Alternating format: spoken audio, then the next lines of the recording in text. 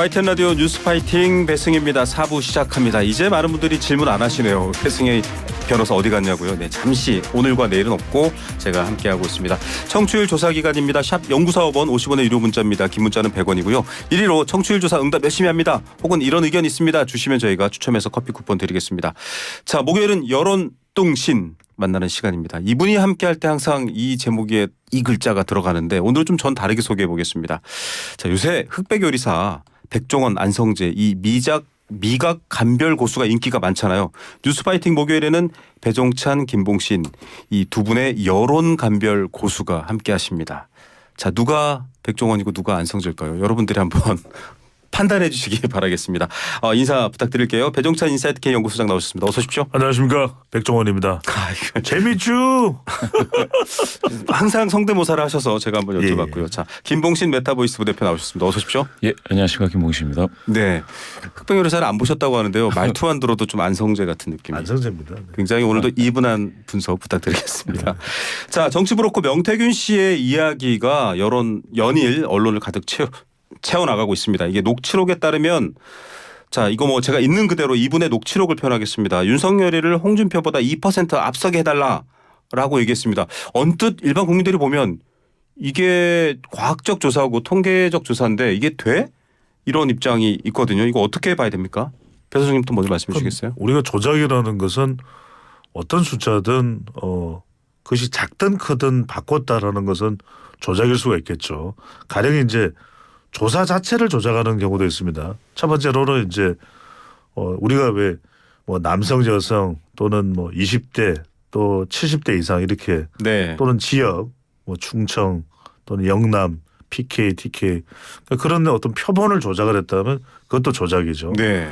또 최종적으로 조사는 정해진 규정대로 룰대로 다 해놓고 마지막 나온 수치가 A 후보가 35.2, B 후보가 27.8인데 이걸 또 뒤바꿔 놨다 그러면 그 결과를 바꿔서도 조작인 거죠. 네. 가령 이럴 수도 있습니다. 이 두 가지의 사례가 이제 공표를 하는 거다. 언론사에 이제 실리고 A일보, B신문에 실리는 내용을 그렇게 한 거라면은 그건 이제 정말 심각한 조작이 되겠죠. 네. 그런데 가령 외부로 나가지 않는 거, 그러니까 대중들에게 공개하는 건 아닙니다만 우리 앞에 김봉신, 안성재 대표가 있습니다만 가령 김봉신 대표한테 가서 이미 이제 나온 보고서인데 네. 이 김봉신 대표에게만 개인에게만 제가 살짝 어떤 의도적으로 컨설팅을 해주기 위해서 보고서를 바꾸었다. 보고서에 있는 수치를. 네. 그렇지 않습니까? 멀쩡한 보고서인데 그 보고서의 수치를 이제 바꿔서 다시 제보를 하는 거죠. 네. 그걸 가져와서 대표님 이렇습니다. 그래요? 그래요? 이러면서 고객으로부터 상대방이 이제 일종의 고객이 되겠죠. 예. 고객으로부터 뭔가를 얻어냈다 그러면 이익을 얻어냈다 그러면 네네. 그것도 조작의 결과로 조작적 행위가 되겠죠. 예, 결국은 저희가 방송할 때 여론조사가 나오면 굉장히 엄격하게 조사 방법과 뭐 샘플 크기 이런 것들을 여러분들께 알려드리고 중앙선거 여론조사 시민의 홈페이지 확인하십시오라고 말하는 이유가 그만큼 엄중하거든요. 여론을 호도하거나 왜곡해서는 안 되기 때문인데 같은 입장이신가요? 이건 지금 조작으로 봐야 된다? 예, 조작 이게 만약에요. 그러니까 이 결과를 받아보는 최종 고객이 정당이거나 그러한 경우에 어떤 이유 때문에 이제 이와 같이 데이터를 다시 이제 산출을 해달라 이렇게 요구가 있을 수는 있는데 제가 봤을 땐 맥락상으로 봤을 때는 그런 것 같지는 않고요. 네. 만약 그렇게 된다면 그러면은 이제 뭐 방금 말씀 주셨듯이 이게 공직선거법에 위반이 될지 아니면 뭐 사기죄에 해당이 될지 이런 것들은 그거는 이제 경중을 따지고 그 상황을 따지고 이게 또 이 고객이 누구였는지를 따지고 이게 어떤 쓰임새를 가졌는지를 분명히 따져봐야겠지만 네. 조사 자체를 데이터를 바꾼 것은 명확하죠. 그렇게 따진다면 그 본래의 그 조사 결과를 바꿨다는 의미에서 그런 의미에서는 조작이라고 볼 수 있죠. 자, 청취자 여러분들도 지금 듣고 계실 때 개수라는 말이라든가 표본이라는 말 참 어렵습니다. 뭐 사회과학 전공하시거나 뭐 SPSS 예전에 이런 거 공부하셨던 분들은 조금 알 수 있는데 개수 그 젊은 애들 있다 아닙니까? 올려주십소 뭐 이렇게 얘기를 했다고 해요. 그렇죠. 무슨 말인가요 이게? 이제 그 개수라는 것은 이제 가중개수를 이야기하는 거겠죠. 네. 이제 가중개수라고 하는 것은 뭐냐면은 우리가 이 인구 비례 할당을 합니다. 네네. 그러면은 경남 지역의 20대 여성 그러면 네. 이제 인구 비례 할당을 하면은 여기서는 총 1,000명 조사를 한다 그러면 예를 드는 겁니다. 한 네. 5명 정도는 조사를 해야 된다. 예. 그런데 특정 지역의 특정 연령의 특정 성 이 경우에 조사를 하는 충족을 하는 것이 쉽지가 않아요. 네네. 그러다 보면 이제 2명 정도를 조사를 최종적으로 끝냈지만 네. 5명을 조사한 것으로 이제 가중을 줘야 될 수도 있는 것이거든요. 네네. 근데 이제 그런 규정이 있어요. 중앙선거여론조사 심의위원회에 가면 적어도 표본의 한 80%는 충족시켜야 된다. 네. 그러면은 5명을 해야 되면 이제 4명은 조사를 해야 되죠. 그렇죠. 그건 조사 안 되면 안 돼요. 그건 공표를 할 수가 없어요. 예. 그러면은 그 다음날 연장을 하든지 뭐 이런 식으로 해야 되겠죠. 예. 근데 그게 아니라 그런 가중을 이제 마음대로 이제 손을 봤다는 것이 되겠죠. 60대는 특정 후보에게 유리하니까 가중을 곱하기를 1을 해야 될 가중을 2를 한다라든지 예. 그런 식으로 해서 부풀리기를 해서 숫자를 최종적인 결과를 다르게 나오게 만들어 버렸다. 그걸 이제 개수 조정을 했다고 봐야 될 것 같은데요. 네. 예. 그러면은 김복신 대표님 지금 20대 30대 이게 사실은 그 당시 경선이나 대선 때 국면을 보면 20대 남자를 줄여서 2대남 이렇게 부르면서 윤석열 후보 지지에 대한 굉장히 중요한 의미로 분석됐잖아요. 그 의도가 담겨 있다라고 하면 이건 좀 뭐랄까요. 개수를 말씀하신 통상적인 부분이 아니라 좀 다른 의미로 해석할 수 있는 건가요? 아니, 그렇죠. 그러니까 가중값 배율이라는 게 있는데요. 뭐 가중을 어떻게 주느냐. 그 개수입니다. 가중을 어떻게 주느냐인데 방금 말씀 주신 것처럼 어떤 특정 연령대나 이제 성, 연령, 지역 이렇게 세 가지가 중앙선거여론조사 심의위원회에서 통제하는 기준 변수입니다. 이 기준 변수에 따라서 그 어떤 계층의 개수가 있는데요. 그 개수가 이제 가중값 배율이죠. 그 중에서 특히 이제 홍보다 더 나오게 해야 됩니다라고 얘기했을 때는 홍준표 후보가 좋은 그런 계층에는 가중값 배율이 낮게 하기 위한 어떤 조치를 취했던 거죠. 두 가지 방법이 있습니다. 가중값 배율 자체를 그냥 손으로 바꾸는 거죠. 그게 있고요. 또 다른 측면에서는 잡히지 않은 데이터를 산출을 해서 넣는 거죠. 예. 복사, 카피 앤 페이스트라고 하는데요. 듀플리케이션. 그냥 복사해서 붙여넣기를 하는 복붙을 해서 붙여 넣으면은 그러면은 고기에 대해서 좀 더 가중값이 세게 들어간다든지 적게 들어간다든지 그 배율을 조정할 수가 있습니다. 전체 값을 바꾸게 되는 건가요? 그렇죠. 전체 값에 영향이 분명히 있게 되는 것이죠. 근데 이제 두 가지가 핵심일 겁니다. 한 가지는 뭐냐면은 당시에 국민의힘 최종 경선에서 그렇다면은 홍준표 후보가 윤석열 후보가 아니라 홍준표 후보가 그러면은 국민의힘의 최종 후보가 될 수도 있었느냐. 그게 좀 논란이 그 있죠. 결과에 영향을 주면서 이 명태균 씨가 조작을 했던 거 아니냐 생각하시는데 그건 동의하기가 어려울 것 같아요. 왜냐하면 이 결과를 이 명태균 씨가 만들어냈던 것은 내부적으로 의도를 가지고 윤석열 후보에게 당시 뭔가를 컨설팅 해주기 위한 시도용이었을 가능성이 높고 경선 여론조사라는 것은 상당히 공신력이 있는 조사협회에 등록이 돼 있는 기관을 무작위로 추출을 합니다. 예. 그러면 그 회사에다가 명태균 씨가 영향을 줄 수 있다. 그건 어려운 일이에요.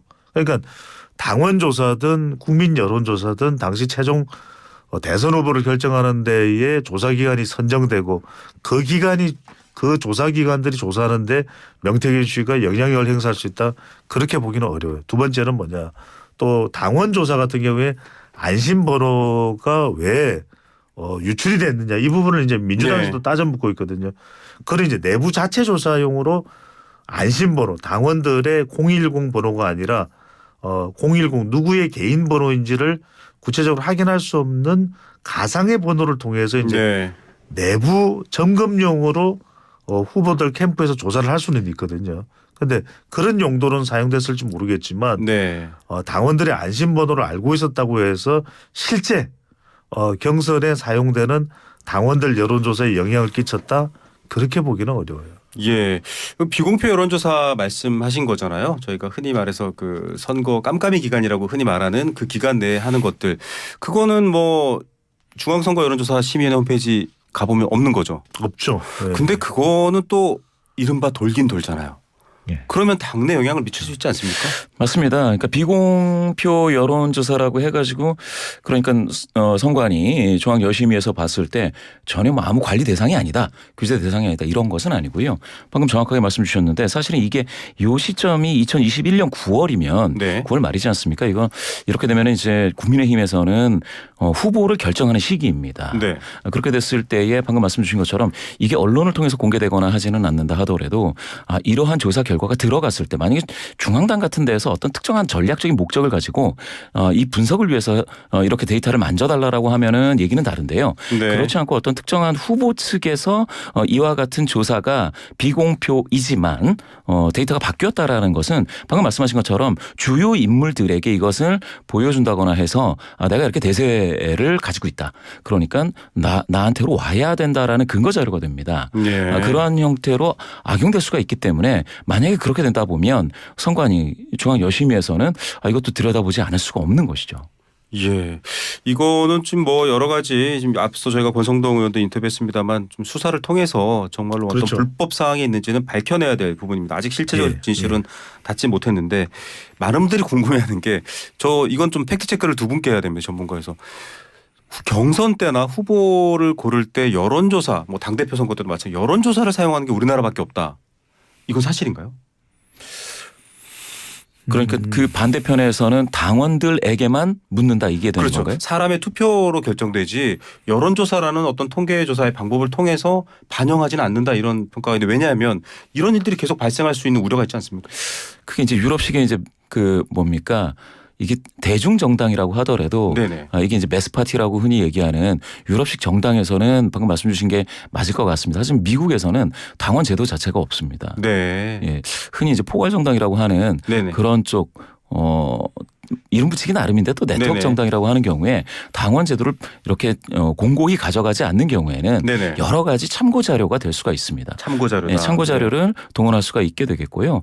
그런 의미에서는 여론조사가 반영된다는 것 자체가 큰 문제는 아닌데 네. 우리나라 같은 경우에는 정치학을 하시는 분들 대부분은 당원 제도가 좀 조속히 정착이 되고 그게 탄탄해져야 된다라는 말씀 많이 하세요. 예. 그렇기 때문에 여론조사보다는 당원들의 의견이 중심이 돼야 된다라는 학계의 의견이 있는 것도 사실입니다. 예. 근데 이제 당원들도 따지고 보면은 좀 더 적극적인 여론이라고 볼 수 있으니까 네. 아주 뚜렷하게 구분하기는 힘들어요. 근데 이제 오히려 이제 여론의 영향력이 너무 가공할 정도로 커지고 또 민감해지는 것 아닌가라는 것에 대한 우려가 있겠죠. 그래서 예.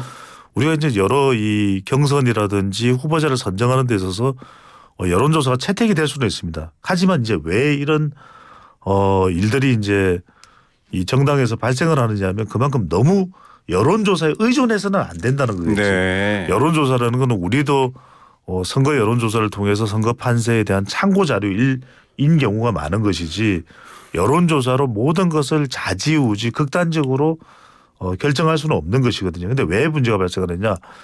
후보자를 선정하는 데서 선거에서 지역구나 또는 이 기초자치단체장이나 강력단체장에 또는 기초광역의원회 네. 그러면 사실은 이게 부분적 자료 정도로 사용되든지 아니면 철저한 관리가 가능해야 되겠죠. 네. 그러니까 후보자를 선정하는데 한 10개 항목이나 5개 항목 중에서 부분적으로 여론조사 결과도 참고한다. 실제 이랬던 적도 있습니다. 예. 그랬던 적도 많고 지금도 그런 방법을 채택하고 있기도 하는데 두 번째는 뭐냐면 이런 경우죠. 자, 당에서는 여론조사 기관을 두 곳을 선정해 놓고 당락은 그러니까 이 누가 공천을 받느냐는 이 여론조사 결과에 전적으로 달려 있다 그러면 모든 관심이 여기에 다 집중이 됩니다. 예. 그러다 보니까 어떤 경우에는 착신 전화로 받는 전화를 누구한테 전화가 오더라도 유리한 응답을 해줄 특정한 전화로 그 전화가 가게끔 만들어 놓는다든지 아니면 뭔가 자꾸만 끊임없는 시도를 하는 것이죠.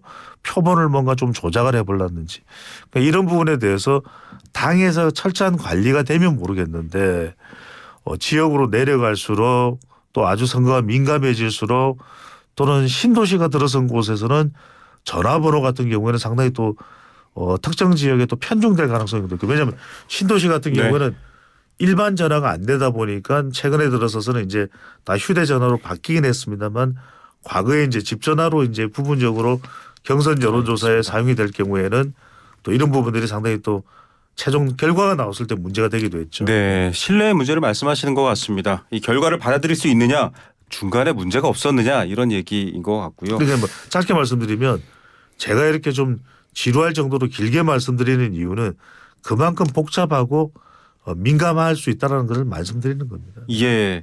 자, 홍준표 시장이 이거 이제 좀 바꿉시다라고 얘기합니다. 아마 여론조사 기관을 향해서도 얘기를 한 것 같습니다. ARS 여론조사 폐지하고 응답률 15% 미만은 공표 금지해야 된다 이런 말씀을 했거든요. 김보신 대표님 이게 어떤 맥락이라고 보십니까?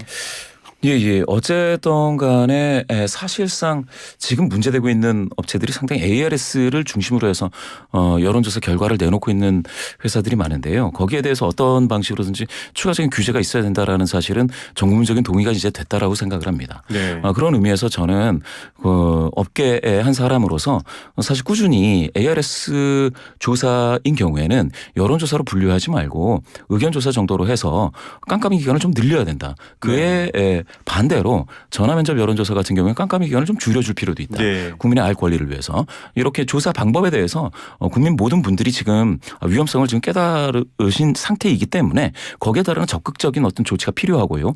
또 다른 측면에서는 지금 방금 전화번호 이런 말씀 되게 많이 하시거든요. 네. 그런데 전화번호를 특히 그 여심위에서는요. 전화번호 재활용은 굉장히 중대하게 다루고 있습니다. 예. 그러니까 방금 말씀 주신 것처럼 한번 조사를 했는데 거기에서 특정 어떤 후보에게 호의적인 전화번호만 다시 뽑아서 다시 추출해서 다음번 조사에 탄다든지 하는 전화번호 그 재활용은 굉장히 중대한 사건으로 간주해서 여심위가 예. 규제를 하고 있고 처벌을 하고 있는데요. 그와 관련돼서라면 앞으로는 조사 결과를 등록할 때 비공표 조사를 하더라도 전화 데이터, 전화 조사, 전화 번호가 포함되어 있는 로 데이터도 등록할 수 있고 그거를 지금 6개월이면 다 버릴 수가 있습니다. 예. 조사기관들이 그럼 6개월 있다가 선거 끝나고 6개월 있으면은 전부 다 그와 같은 그 디바이스들 있지 않습니까? 예. 하드디스크라든지 SSD 이런 것들을 다 폐기하고 있는데요. 그렇게 하지 못하도록 그 자료마저도 전부 다 여심위에 어쨌든 간에 등록을 하게끔 만들면 지금 만약에 이런 사태 있지 않습니까? 지금 뭐 2%더 앞서게 해달라고 하는 이런 거에 대한 명백한 근거들이 다 남게 됩니다. 예. 그러니까 앞으로는 그렇게 해야 될 필요가 있겠고요. 아까 말씀 주신 것처럼 경선 전에 있는 여론조사가 경선이나 단일화에 영향을 미치지 않느냐 하면 미치죠. 최근에 들어서는 경선이 진행되고 있는데 그 직전에 그 경선에 만약 홍길동과 네. 뭐 유관순이 경쟁을 하고 있을 때 어느 후보를 맡은 기획사가요. 그 여론조사를 해가지고 바로 경선 직전에 발표하는 경우도 있거든요. 예. 이런 것들은 규제가 돼야 된다라고 봅니다. 근데 이 말씀은 꼭 드리고 싶은 것이 지금 이제 홍준표 시장의 촉구 주장 내용을 보면은 ARS 여론조사를 폐지하고 응답률 15% 미만은 공표 금지된다. 이전에는 응답률 25% 미만은 공표 금지해야 된다. 예. 20% 기준이어야 된다는데 저는 두 가지만 일단 말씀드리고 싶습니다. 이 여전히 지난 20년 동안 전화 면접 조사의 경우에도 샘플당 조사 비용이 그대로예요. 네. 말이 안 되는 거죠. 그래서 저는 이 관리와 기준의 알겠습니다. 수준은 높이되 이 말씀 꼭 좀 드릴게요. 예. 수준은 이게 높이되 조사 비용은 저는 적어도 150%를 200%로 올릴 필요가 있다. 왜? 정확하고 수준 높은 조사를 맞습니다. 하라라고 네. 요구를 하고 대신 그에 대해서 그 수준에 대한 결과에 미달될 경우에는 네. 조치를 취하는 것이 맞을 것이고요. 이게 중요하기 때문에 꼭 말씀드릴게요. 네. 두 번째는 뭐냐면 응답률은 조사를 하고 난 이후의 결과이기 때문에 응답률을 목표로 할 수가 없습니다. 거듭 말씀드린 네. 뭐냐면 자 이번 조사는 응답하지 않을지 모르니까. 응답률을 네. 8%로 해야지 응답률을 20% 넘게 해야지 그게 가능하지가 않아요. 알겠습니다. 자, 그렇게 조사되고 내부 좀 여러 가지 속내까지 말씀드렸는데 지금 지지율 얘기를 좀 안 할 수가 없습니다. 앞서도 권성동 의원이 최저치다 이런 얘기를 했었기 때문인데 명태균 씨 논란으로도 시끄럽고요. 지금 국정 지지율 정부 출범 이후에 또 최저치를 향해 가고 있습니다. 여소야대 국면인데 정체된 상태에서 좀 최저로 가고 있다 이런 느낌도 있거든요. 예, 맞습니다. 사실 그러니까 뭐 여러 조사 기관에서 발표된 게 지금 이번 정부 들어서 국정 긍정 평가 긍정률이 최저치를 막 경신하고 있는데요. 그게 총선 이후에 그러면 회복할 기미가 없이 방금 말씀 주신 것처럼 20% 초반대라든지 이런 식으로 꽉 묶여 있는 게 사실입니다. 네. 더군다나 거기에서 이번에 좀 리얼미터에서 발표한 경우에도 이번 정부 들어 최저치인 25.8인데요. 네. 이게 ARS 조사에서 이 정도로 나왔다라는 거는 이거는 ARS 조사는 잘 모르는 부분답도 좀 적고요. 예. 그렇게 되다 보니까 보수적이신 분들이나 진보 성향이신 분들 모두 많이 잡힙니다. 그런 가운데 25 정도밖에 안 나온다라는 거는 상당히 좀 충격적인 상황입니다. 더군다나 예. 보수 성향이신 분들 내에서조차 잘한다 잘못한다가 지금 반반입니다. 예. 그렇게 된다면 보수 성향이신 분들도 지금 윤석열 대통령과 관련돼서 국정을 좀 더 잘해라라는 어떤 아쉬운 평가 그리고 되게 좀 마음이 좀 마음들 데 없는 그런 상황을 그대로 반영하고 있다 이렇게 봅니다. 자, 부정 25.8, 네. 부정 71.3, 긍정 25.8 의미 어떻게 봐야 될까요? 네, 오늘 소개드린 모든 조사는 중앙선거론조사심의위원회 홈페이지에서 확인 가능합니다. 리얼미터가 에너지 경제신문에 의뢰를 받아서 지난 7일부터 11일까지 유무선 자동응답 조사의 결과인데요. 총체적 난국이죠. 예. 지금 또 방송 시간인데 다 말씀드릴 수는 없고 네. 지난 2년 6개월 7개월 동안에 윤석열 대통령의 국정 운영이 상당히 난망한 상황이었잖아요. 네. 김건희 여사 논란도 있고 최근에는 또 명태균 씨 이러기까지 이런 상황에서 벗어나기 위해서는 윤석열 대통령이 분명히 지지율을 올리기 위한 전략을 선택을 해야 될 것 같아요. 지지율을 올리기 위한 전략. 그렇죠. 왜냐하면 지지율을 올리기 위한 전략은 분명해요. 네. 그러니까 대통령의 국정 철학도 분명히 있겠죠. 하지만 그것은 이제 국회도 의회에서도 집권 여당이 법안을 통과시킬 수 있는 수준이 됐을 때 또는 그렇지 않은다면 적어도 지지율이 40에서 50% 이상 돼서 국민들의 지지를 좀 적극적으로 끌어낼 수 있을 때라야 국정이 탄력을 받을 수 있거든요. 예. 그러니까 오죽했으면 집권 여당의 중진 의원인 권성동 의원마저도 지지율을 올려야 된다는 이야기를 하는 것은 지금 핵심 지지 기반인 대륙주 네. 윤석열 대통령의 또 보수 지지 기반은 네. 대륙주입니다. 대구 경북 60대. 60대 70대 이상 그리고 이제 주부층인데 네. 지금 모든 지역에서 이 리얼미터 조사에서 부정이 더 높아요. 네. 모든 연령대에서 부정이 더 높아요. 심지어는 70대 이상마저도. 네. 네. 그러면 이거 국정 운영이 매우 힘들어질 수밖에 없다. 거듭 말씀드리지만 항상 제가 우리 뉴스 파이팅을 통해서 YTN 네. 라디오 TV에서 강조하는 건 뭐냐면 3P입니다. 예. 첫 번째 P는 대통령의 이 이념적 철학적 의지는 그대로 가져가더라도 일단 국민들이 받아들일 때는 중도로 외연을 확대하라. 그다음에 예. P는 뭐냐면 가시적인 손에 잡히는 성과를 얻어내는 게 네. 중요합니다. 대통령의 의사 숫자를 늘리는 거 저도 개인적으로 공감합니다. 그런데 국민 다수가 받아들이는 게 중요하거든요. 이것도 예. 좀 알겠습니다. 유연하게 관철시키는 게 중요하고 짧게 하나 말씀드리면 마지막에 P는 사람입니다. 예. 결국 정치는 사람을 어떻게 흡수해내고 끌어들이는 것이 중요하거든요. 인사라든지 또 윤한 갈등 이런 부분도 한동훈 대표하고 어떻게 좀 협력적으로 가느냐 이것이 지지율을 끌어올리는데 중요한 또 관건이 될 것으로 보입니다. 명태균 씨 이슈 등 여러 가지 김건희 여사 이슈도 그렇고 악재가 많습니다만 만약에 한동훈 대표의 독대라든지 메시지가 나온다면 지지율에 영향을 주거나 반등의 기회 모멘텀이 될 수 있습니까? 있죠. 있는데 그러면은 이제 하나가 사실은 지금 핵심은 방금 말씀 주신 것처럼 김건희 여사와 관련된 김건희 여사의 외부 활동이라든지 뭐 이런 내용이 될 텐데요. 한동훈 대표가 사실은 이번에 금정구 가서도 그런 얘기를 했습니다. 김건희 여사의 외부 활동을 좀 자제해 달라라는 그런 목소리가 맞다라는 그런 얘기가 있었는데 그럼 과연 한동훈 대표가 그러한 이야기를 독대해서 윤석열 대통령에게 건의를 한다면 이게 받아들여질 것이냐. 네. 받아들여진다면 네. 올라갈 수 있는 모멘텀이 될 수는 있죠. 왜냐하면 지금까지 네. 하방 압력을 주던 악재가 사실 해소되는 측면이 일부 있으니까요. 네네. 그런 정도로 보고 있습니다. 자, 짧게 두 분께 한 25초씩 질문 네. 드리겠습니다. 재보선 결과 이변 없는 2대2 동률 리더십 확보 이렇게 얘기했는데 어떻게 평가하는지 짧게 한 말씀씩. 그러냐 텃밭은 지켰다. 텃밭은 지켰다. 네, 그러니까 이제 여전히 진영 대결 구도, 진영 간 대결 구도가 되고 있기 때문에 전남에서는 민주당이 그리고 강화군과 부산 금정구에서는 국민의힘이 차지했는데 저는 서울시 교육감의 투표율이 23.5%밖에 안 됩니다. 정치 네. 혐오예요. 저는 예. 정치가 버림받고 있는 상황이 되면 안 된다. 노벨 정치학상을 만들어야 되나요? 네. 네. 이 수도권에서는 진보 민주당 쪽으로 흐름이 좀 있어서 지방선거에서는 민주당이 좀 더 좋은 환경이지 않나 싶고요. 호남에서는 다변화가 있었습니다. 다변화됐고 네. 부산은 그대로다. 네, 알겠습니다. 자, 오늘 두 분 말씀 여기까지 듣겠습니다. 감사합니다. 감사합니다. 고맙습니다.